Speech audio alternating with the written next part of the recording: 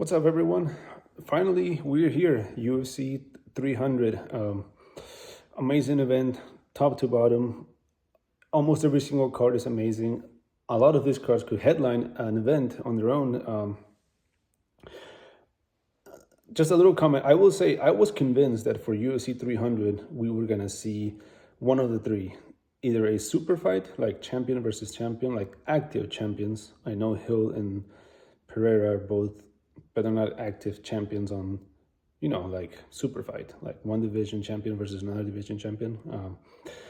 That we would see Conor for sure, maybe Conor DS3, or that maybe we would see John Jones. I was thinking, hoping he would be ready for this one, but no, nothing. I was surprised the moment they announced the card that no super fight, no Conor, no John Jones.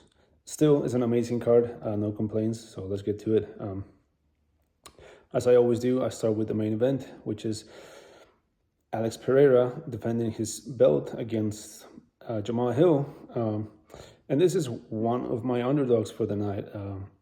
I am picking Jamal Hill to win by TKO or just full-on knockout round two and get his belt back that he was never beat. He vacated the belt when he got injured. And my reasoning are just a combination of a few things. One would be I think he has all the tools to get it done. I think it's going to be a stand-up battle for the most part. Do I believe Jamal Hill is the better striker? That he would win a striking battle in any given day? No, I don't think anyone out there is a better striker than, as far as on paper at least, than Alex Pereira. But I do think Jamal Hill has the power. I think he's good enough of a striker, hits hard, hard enough to knock anyone out, including Pereira, who's not exactly Mr. Iron Chin, and I think he can also incorporate grappling into his game plan.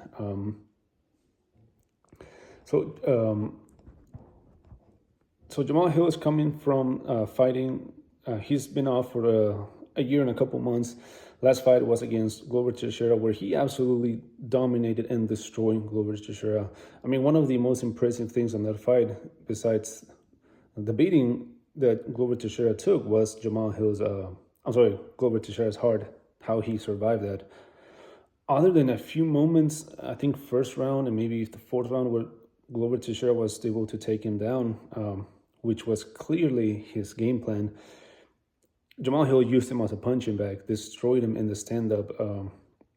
Again, I don't know how Teixeira survived that. And he was able to actually reverse Teixeira a couple of times on the floor and overall nullified his grappling completely. I don't think he's going to run into that in this fight because Alex Pereira is not going to look for a takedown ever at all. It is going to be, he wants this stand-up battle, and I think that's what it's going to be. Potentially, because Hill showed that he has good grappling. So if he's smart and doesn't let his ego get to his head, where he makes the choice of just trading punches with Alex Pereira, which would be dumb to do that approach against a former kickboxing champion. I think the combination of Hill hitting hard enough to knock anyone out. Alex Pereira gets hit all the time, even in his last. Pereira's coming from beating Jiří Procházka in a fight where round one was going to be. It was on its way of being a solid round for Pereira, except for the last 2 minutes, he got taken down and controlled very easy by Procházka. And then round two, he was eating shots and he was getting a little rocked with his punches from Procházka. He was landing that that calf kick that I think that was the most significant thing Pereira did in that fight. I mean, besides getting the knockout, his most successful thing was landing that calf kick that was really hurting Procházka. Which it's definitely going to be a game plan coming into this fight with Hill, and he should be very aware of that. But again, Hill's one-punch knockout power, his striking himself, who is very decent, his power and his grappling, which again he could put it into play just to not necessarily make it a grappling match, but initiate the grappling to put that inside Pereira's head that he needs to be aware for the takedown. I think eventually, just like I think every single opponent of Pereira is able to land punches on him, I think Jamal Hill is going to be no exception. I think he will connect, and then the difference is that I would argue he hits harder than Adesanya, Prochaska, and I don't know about Blachowicz, but it's hard to really say who hits harder, but I would say he is among the hardest hitters that in the UFC that Alex Pereira is going to fight. So I think Jamal Hill will connect. He'll be able to catch Pereira and knock him out. So have Hill TKO round 2. Co-main event is Yang Xiaonan and Zhang Weili. Yang Xiaonan is coming from destroying Jessica Andrade.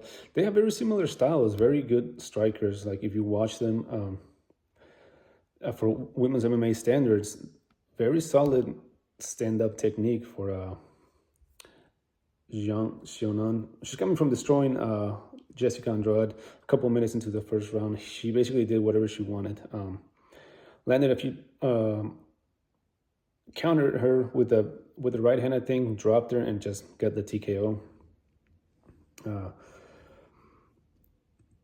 And then Zhang Weili is coming from absolutely dominating Amanda Lemos for 5 rounds. I think the grappling is what's going to want to separate the two. But not just the grappling. I think Zhang Weili is just as good of a striker than I'm getting these names confused here. Zhang Weili is just as good of a striker or better than Yang Xiaonan, but I think the grappling and the pressure that she does is what's going to make the difference. I think in the stand-up battle specifically, it might be very competitive to a certain degree. But if Weili gets a hold of Yang Xiaonan, like she did on Amanda Lemos, I think she'll be able to impose her grappling, tire Yang Xiaonan, and get the TKO. So I am picking Zhang Weili TKO round 3. She keeps her belt. Before that, we have this badass fight between Justin Gaethje and Max Holloway. This one and the Prochaska Rakic are one of the hardest ones to pick for this event.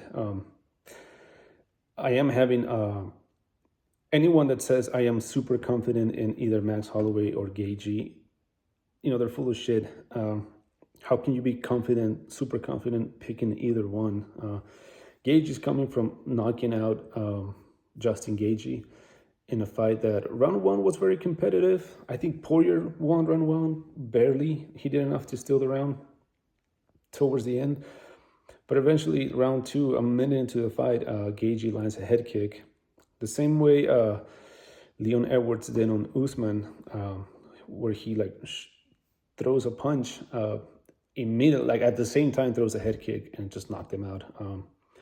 Before that, he had a badass striking battle with Rafael Fiziev, where he did way better. I actually picked Fiziev to win that one, and I was wrong. So coming from beating Poirier, and Max Holloway is coming from destroying Korean Zombie in a fight that he knocked him out in the 3rd round. But Korean Zombie had his moments in that fight. This one is hard to pick because of what they both bring into the fight, like their strength. Let's start with Max Holloway, okay? The thing about Max Holloway is there's a difference between Iron Chin and someone who just recovers quickly. To me, when you say Iron Chin, it's someone that can get hit and just walk through it as if nothing. Roy Nelson was like that. The Nogueiras in their prime were like that, where it was like they didn't even feel it, I don't think Max Holloway is necessarily an Iron Chin. I just think he recovers very well. But I can think of 3 fights, starting with his most recent one against Korean Zombie in the 1st round. If you watch that fight, Korean Zombie landed a punch that had him in shaky legs for a few seconds. He didn't just walk to the punch, he was legitimately wobbled, but recovers real quick. When he fought Brian Ortega, same thing, round 3 maybe or 2, lands a punch where you can tell Holloway is rocked. Same with his fight with Poirier. Now he's fighting a guy in Gaethje that hits harder than any of them. And not only is he just a power puncher, he actually knows how to throw punches. And Max Holloway, just like Pereira, he's not an unhittable guy. He gets hit, he gets rocked. When you fight a guy like Gaethje, who's good at knocking people out, and it's used to fighting bigger people, plus leg kicks, I would say the calf kick of Justin Gaethje are the second best next to Pereira. And Max Holloway doesn't throw kicks. Max Holloway doesn't go for grappling. He's a boxer.